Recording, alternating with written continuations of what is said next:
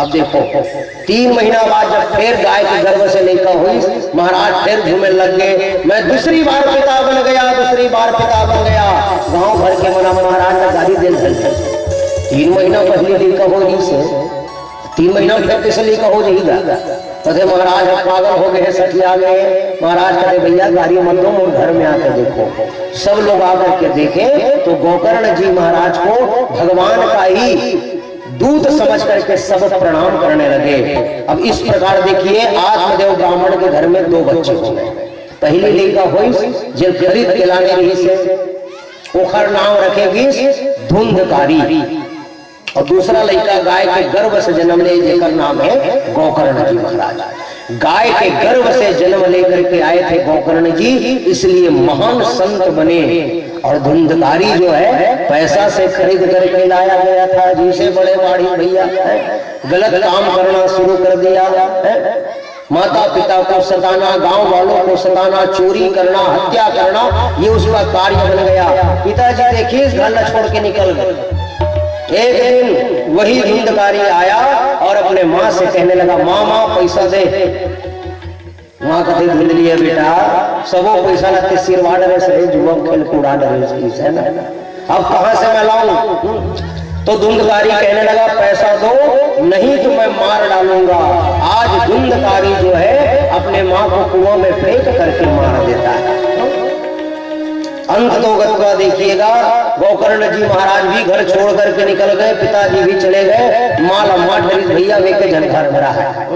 एक दिन चोरी करे बरबीस राजा के दरबार में, राजा के घर में चल गए। बहुत सारा सोना चांदी धन दौलत चोरी करके आ गए, और जब धन आ गए तो 5 वैश्या नारी को अपने घर में ला करके रख लिया। जिन स्त्री रहा चलो सोचे वर लगे कहे चोरी करके आए हैं, एक ऊँट पकड़ा ही देखा संग में हम पकड़ा जरूर। चलो एक काम करते हैं, ये धुंधकारी को मार डालते हैं और इसका धन लेकर के हम चले जाएंगे।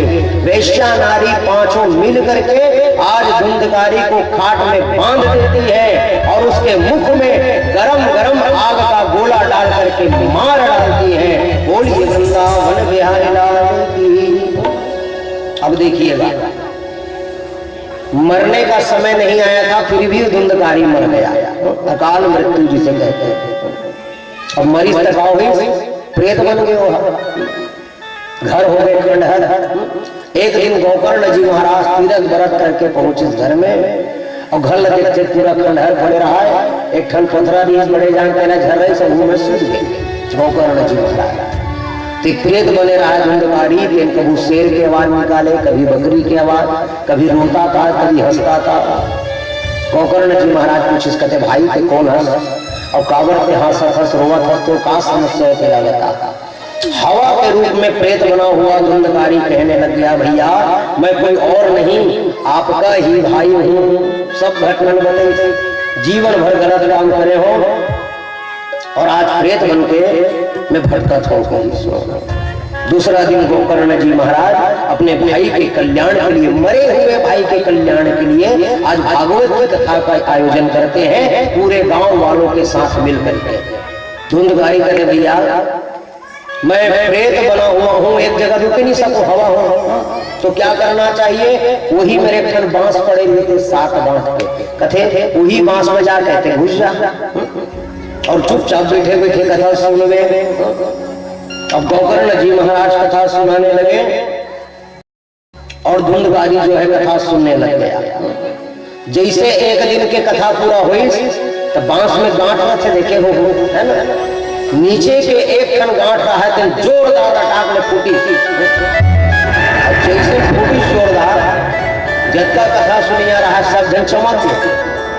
गोकर्ण जी महाराज कहते भैया बैठो बैठो कुछ नहीं हो है, मोर भाई प्रमोशन होती थी।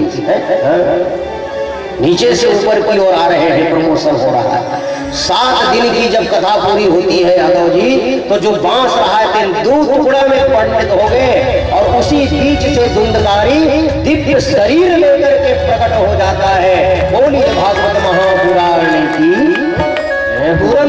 भागवत महापुराण में प्रणाम करीस, अपन भैया प्रणाम करीस। और जो धुंधकारी जीवन भर गलत काम किया, मरने के बाद भागवत की कथा उनके भाई ने कराई और वो सुनता है वही धुंधकारी के लिए स्वर्ग से विमान आया और उसी विमान में बैठ करके आज भगवान के लोक को जा रहा है। धन्य भागवती वार्ता प्रेत पीड़ा विनाशनी, ये भागवत महापुराण की महिमा बताई गई है। इसलिए भैया जब भी मौका मिले, जब जब अवसर मिले, तो भगवान की कथा, भगवान के आश्रय को कभी नहीं छोड़ना चाहिए। नित्य निरंतर भगवान का भजन करते रहिए, भगवान की कथा करते रहिए।